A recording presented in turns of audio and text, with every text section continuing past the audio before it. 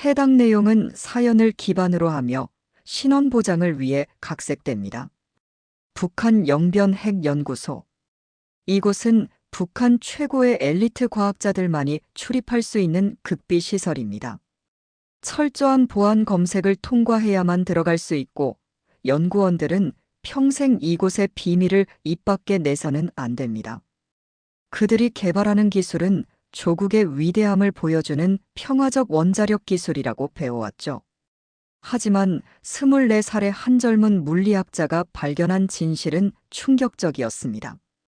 자신이 평생 몸바쳐 연구한 기술이 평화가 아닌 대량 살상을 위한 무기 개발에 사용되고 있었던 것입니다.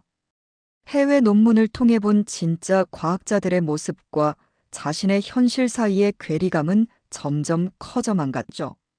그리고 마침내 그는 불가능해 보이는 선택을 하게 됩니다. 국가 최고 기밀을 담은 USB를 품에 안고 목숨을 건 탈출을 시도한 것입니다.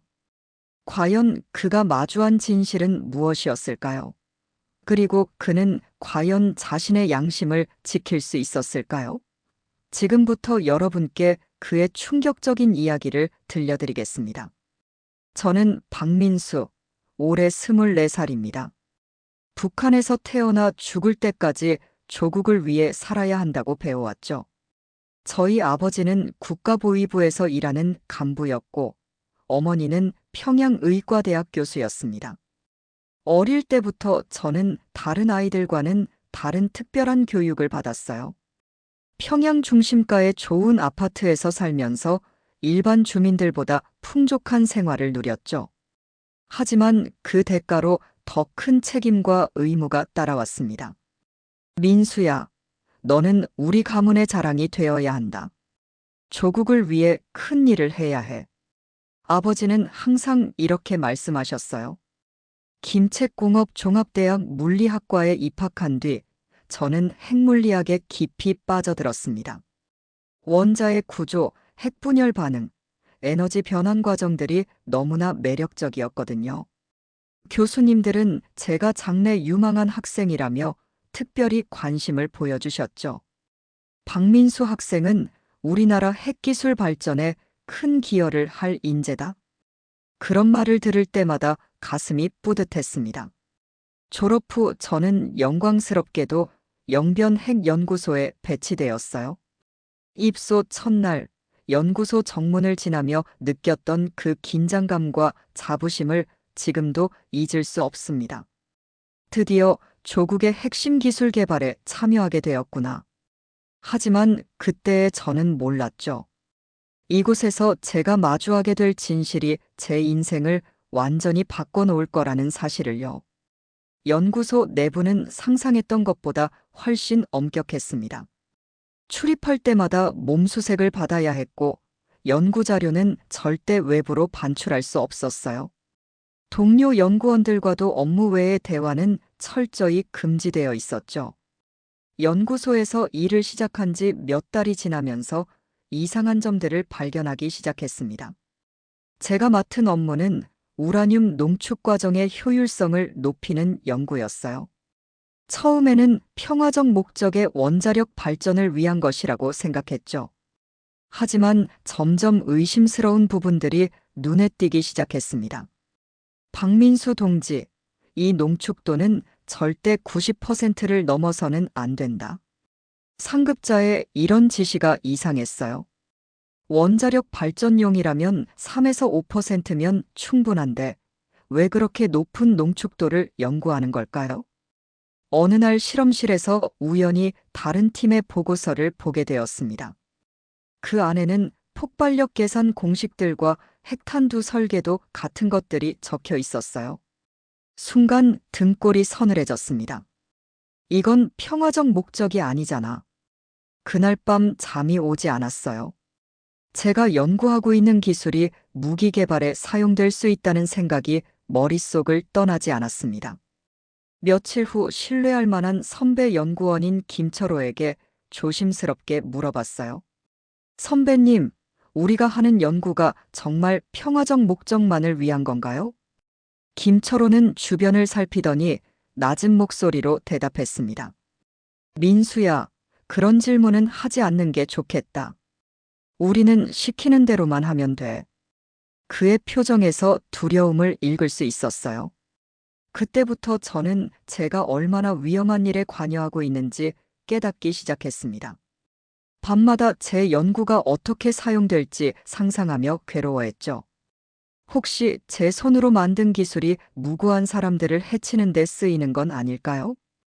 그런 생각이 들 때마다 가슴이 답답해졌습니다.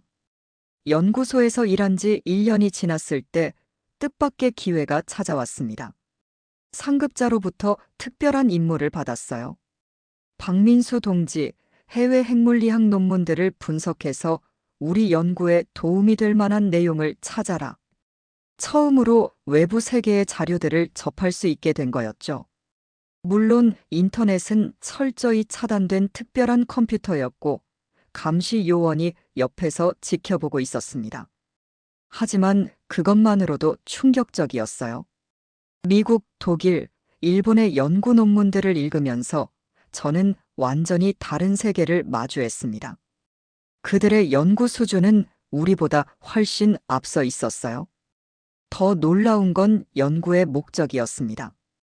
핵기술의 평화적 이용, 인류 복지 증진을 위한 연구, 환경 친화적 에너지 개발. 이런 문구들이 논문마다 반복되고 있었죠. 반면 우리 연구소의 분위기는 어땠나요? 보안, 비밀, 군사적 목적. 완전히 다른 방향이었습니다. 어느 날 독일 연구진이 쓴 논문을 읽다가 충격적인 내용을 발견했어요. 체르노빌 원전 사고에 대한 자세한 분석 자료였습니다. 방사능 누출로 인한 피해, 주민들의 고통, 환경 파괴의 참상들이 생생하게 기록되어 있었어요. 핵기술이 잘못 사용되면 이런 끔찍한 일이 벌어질 수 있구나. 그때까지 저는 핵기술을 단순히 과학적 성취로만 생각했었거든요. 하지만 그 논문을 읽고 나서 모든 게 달라 보이기 시작했습니다. 제가 연구하는 기술이 얼마나 위험한 것인지, 그리고 그것이 잘못 사용되면 얼마나 많은 사람들이 고통받을 수 있는지 깨달았어요. 감시 요원이 자리를 비운 틈에 몰래 저장한 논문들을 밤에 다시 읽으면서 저는 점점 더 혼란스러워졌습니다. 과연 제가 하고 있는 일이 옳은 것일까요? 연구소에서의 의문이 깊어지던 어느 날 뜻밖의 일이 벌어졌습니다. 김철호 선배가 저를 조용한 곳으로 데려가더니 충격적인 이야기를 들려줬어요. 민수야, 너도 이제 알만한 나이가 되었으니 진실을 말해주겠다. 그의 얼굴은 심각했고 목소리는 떨리고 있었어요. 우리가 하는 연구는 핵무기 개발을 위한 것이다. 평화적 목적이라는 건 거짓말이야. 예상했던 이야기였지만 직접 들으니 충격이 컸습니다. 하지만 선배님, 그럼 우리가 지금까지 한 일은 뭔가요? 민수야, 나도 처음에는 조국을 위한 일이라고 생각했다. 하지만 이제는 확신할 수 없어. 김철호는 주변을 다시 한번 살피더니 계속 말했어요.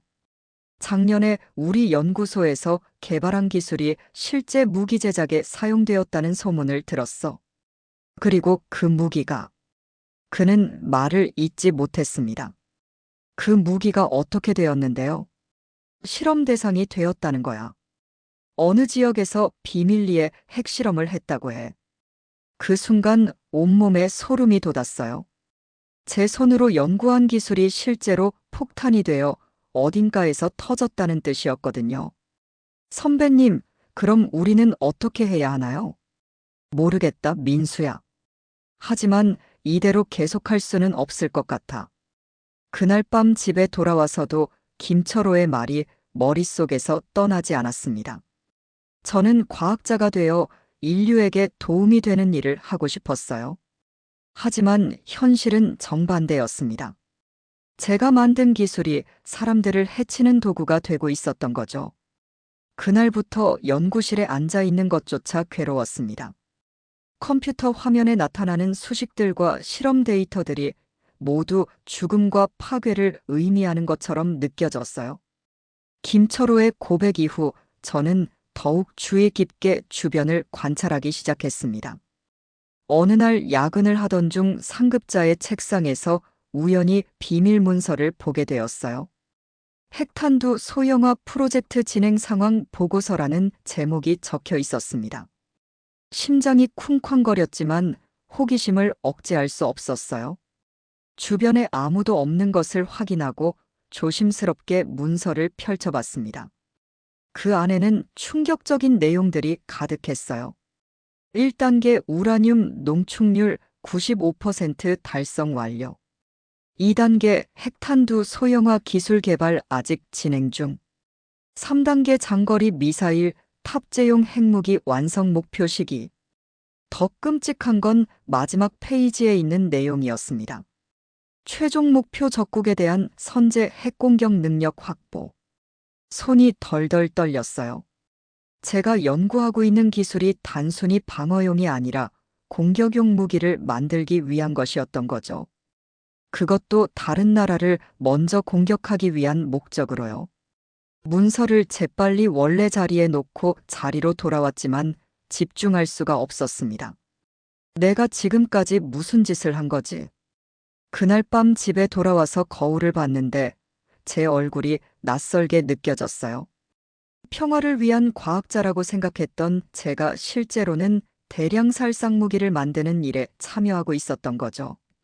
며칠 후 김철호에게 조심스럽게 이 이야기를 해봤습니다. 선배님, 혹시 우리가 만드는 무기가 다른 나라를 공격하는 데 쓰일 수도 있을까요? 그는 창백한 얼굴로 고개를 끄덕였어요. 민수야, 이제 너도 알게 되었구나. 우리는 평화가 아니라 전쟁을 준비하고 있는 거야. 그 순간 저는 더 이상 이 일을 계속할 수 없다고 확신했습니다. 제 양심이 이를 허락하지 않았어요. 하지만 연구소를 그만둔다는 것은 불가능했습니다. 한번 들어온 사람은 절대 나갈 수 없는 곳이었거든요.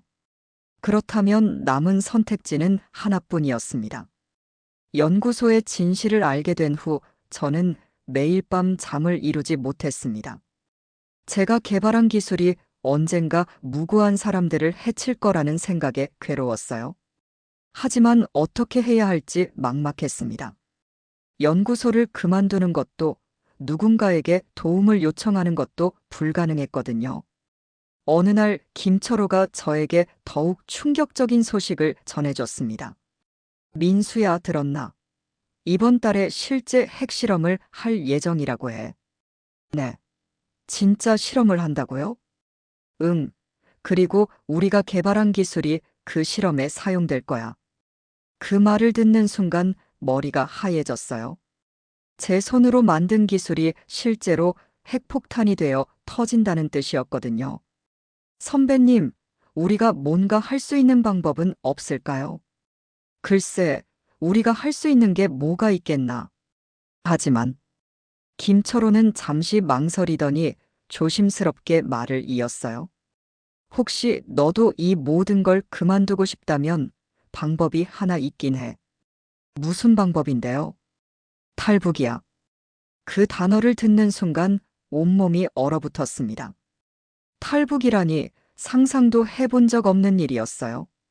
하지만 선배님, 그건 너무 위험하지 않나요? 물론 위험해. 하지만 이대로 계속 살 수는 없잖아. 김철호는 주변을 살피더니 더욱 낮은 목소리로 말했습니다. 실은 나도 몇 달 전부터 생각하고 있었어. 이 일을 계속할 수 없다고. 그날 밤 집에 돌아와서 저는 오랫동안 고민했습니다. 탈북이라는 선택이 과연 옳은 것일까요? 하지만 다른 방법은 없어 보였어요. 이대로 계속 연구를 하면 제 양심을 속이며 살아야 했고, 그건 견딜 수 없는 일이었거든요.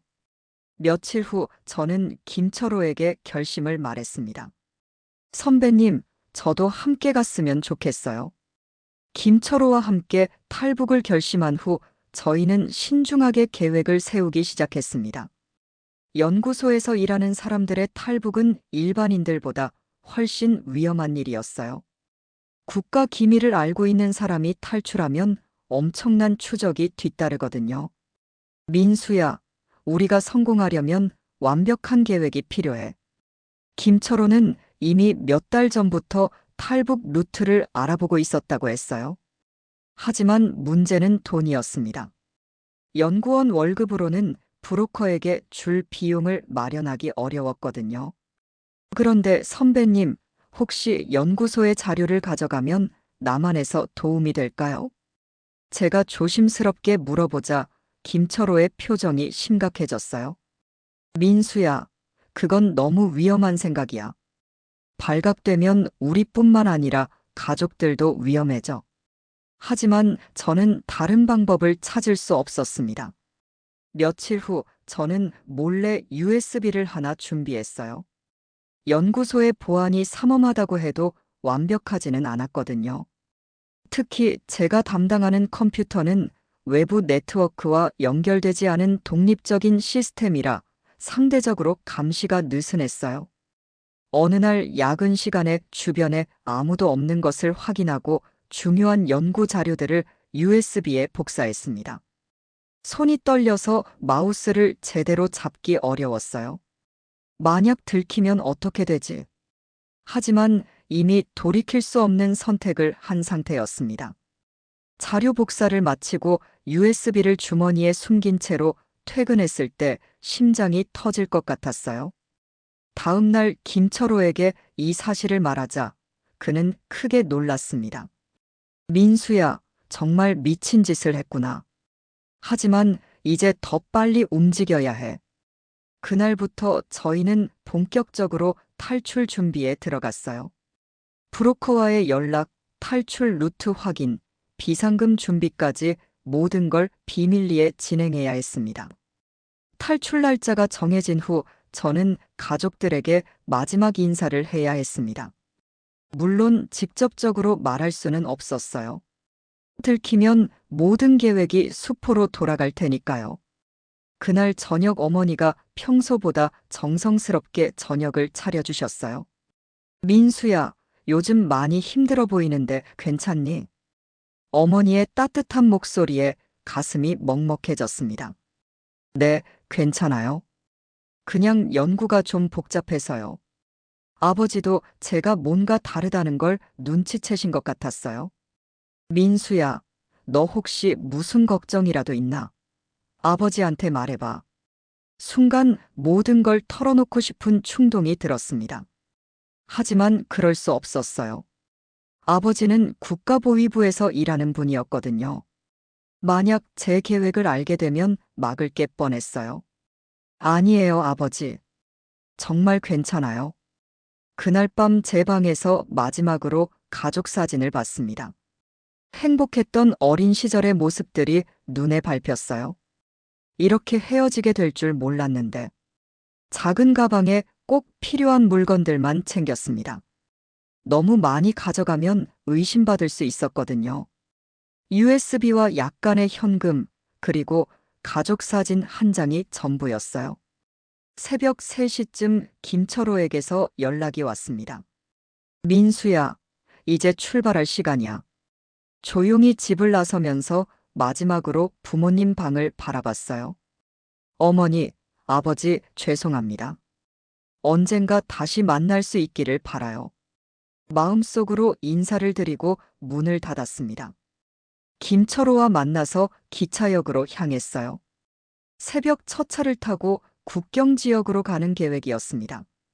기차에 오르면서 뒤돌아본 평양의 야경이 마지막이 될 거라는 생각에 가슴이 아팠어요. 기차로 이동하는 동안 저와 김철호는 거의 말을 하지 않았습니다. 주변에 귀를 기울이는 사람이 있을지 모르니까요. 국경 지역에 도착한 후 저희는 브로커가 마련한 은신처에서 며칠을 기다려야 했어요. 낡은 농가의 창고 같은 곳이었는데 춥고 습한 데다 쥐들이 돌아다녔습니다. 민수야, 무서워서라도 돌아가고 싶지 않나? 김철호가 농담처럼 물어봤지만 그의 목소리에도 떨림이 있었어요. 솔직히 무서워요. 하지만 이미 돌아갈 수 없잖아요. 며칠 후 브로커가 나타났습니다. 30대 중반으로 보이는 남자였는데 첫인상부터 믿을만하지 않아 보였어요. 연구소에서 일했다고. 그럼 돈을 더 내야겠는데. 예상했던 일이었지만 기분이 좋지 않았습니다. 하지만 선택의 여지가 없었어요. 제가 가져온 모든 돈을 건네주고 나서야 브로커가 만족한 표정을 지었습니다. 좋아. 그럼 오늘 밤에 강을 건너자. 두만강까지 가는 길은 험했어요. 산길을 몇 시간 동안 걸어야 했는데 발이 아프고 숨이 차서 몇 번이나 쉬고 싶었습니다. 하지만 브로커는 가차 없었어요. 빨리 와, 시간 없어. 강가에 도착했을 때 물소리가 생각보다 컸습니다. 저 강을 어떻게 건너나요? 헤엄쳐서 건너야지 뭐. 브로커의 말에 김철호와 저는 서로를 바라봤어요. 둘 다 헤엄을 잘 치지 못했거든요. 걱정 마, 그렇게 깊지 않아. 그냥 걸어서도 건널 수 있어. 하지만 실제로는 생각보다 깊었고 물살도 강했습니다. 강물에 발을 담그는 순간 차가운 물이 뼈 속까지 스며드는 것 같았어요. 한 걸음씩 조심스럽게 나아가면서 중국 땅이 점점 가까워졌습니다. 중간쯤 왔을 때 갑자기 발을 헛디뎠어요. 깊은 곳에 빠져서 물이 목까지 차올랐습니다. 으악! 비명을 지르려다가 급히 입을 다물었어요. 소리가 나면 북한 경비대에 들킬 수 있었거든요. 김철호가 급히 제 팔을 잡아당겨 주었습니다. 민수야, 괜찮아. 온몸이 젖어서 추위에 떨렸지만 포기할 수 없었어요. 마침내 중국 쪽 강변에 발을 디뎠을 때의 그 안도감을 지금도 잊을 수 없습니다. 드디어 해냈구나. 하지만 진짜 여행은 이제 시작이었어요. 중국에 발을 디딘 후 저희의 진짜 시련이 시작되었습니다. 브로커는 저희를 중국 내 조선족 마을로 데려갔어요. 그곳에서 며칠 숨어 지내면서 다음 계획을 세워야 했습니다. 이제부터는 절대 북한 말을 하면 안 돼. 들키면 바로 북송이야. 중국 공안에 잡히면 강제로 북한에 보내진다는 얘기였죠. 그렇게 되면 저희 같은 연구소 출신은 끔찍한 처벌을 받을 게 뻔했어요. 며칠 후 브로커가 새로운 계획을 알려줬습니다. 라오스를 거쳐서 태국으로 가는 거야. 거기서 한국 영사관에 도움을 요청하면 돼. 그 여정이 얼마나 길고 위험할지 그때는 몰랐어요. 버스와 기차를 갈아타며 중국 남부로 이동하는 동안 매 순간이 긴장의 연속이었습니다. 검문에 걸릴 때마다 심장이 멈출 것 같았어요. 라오스 국경을 넘을 때는 밤을 이용해 몰래 이동해야 했습니다. 산길을 몇 시간 걸어서 국경을 넘었는데 그때 처음으로 자유에 한 걸음 가까워졌다는 느낌이 들었어요. 태국에 도착해서 한국 영사관에 도움을 요청했을 때 직원분이 따뜻하게 맞아주셨습니다. 고생 많으셨습니다. 이제 안전해요. 그 말을 듣는 순간 눈물이 쏟아졌어요. 몇 달 만에 처음으로 안전하다는 느낌을 받았거든요. 한국행 비행기에 올랐을 때 창밖으로 보이는 구름들이 너무 아름다워 보였습니다. 정말로 자유로운 나라로 가는 거구나. 인천공항에 내렸을 때 받은 첫인상은 밝음이었어요. 모든 게 깨끗하고 밝고 사람들 표정도 여유로워 보였습니다. 하나원에서 정착 교육을 받으면서 저는 한국 사회에 대해 배웠어요. 가장 인상적이었던 건 과학기술이 평화적 목적으로 사용된다는 사실이었습니다. 원자력 발전소도 전기를 만들기 위해서만 사용되고 연구자들은 인류의 복지를 위해 일한다고 했어요. 이런 곳에서 다시 연구를 할 수 있다면 얼마나 좋을까. 지금 저는 한국의 한 대학에서 물리학 연구를 계속하고 있습니다. 제가 가져온 자료들은 한국의 평화적 핵기술 발전에 도움이 되었다고 해요. 이제 저는 파괴가 아닌 창조를 위한 연구를 하고 있습니다. 밤하늘의 별을 볼 때면 북한에 남겨둔 가족들이 생각나요? 언젠가 통일이 되어서 다시 만날 수 있는 날이 오기를 간절히 바랍니다. 제가 선택한 길이 옳았다고 믿어요. 과학은 인류를 위해 존재해야 한다는 신념을 포기할 수 없었거든요. 앞으로도 저는 평화를 위한 연구를 계속할 겁니다. 그것이 제가 자유를 찾은 진짜 이유니까요. 이 이야기가 마음에 드신다면 구독과 좋아요 부탁드립니다. 여러분의 관심이 더 많은 사연을 나눌 수 있는 힘이 됩니다. 다음에도 공감되는 이야기로 찾아뵙겠습니다. 감사합니다.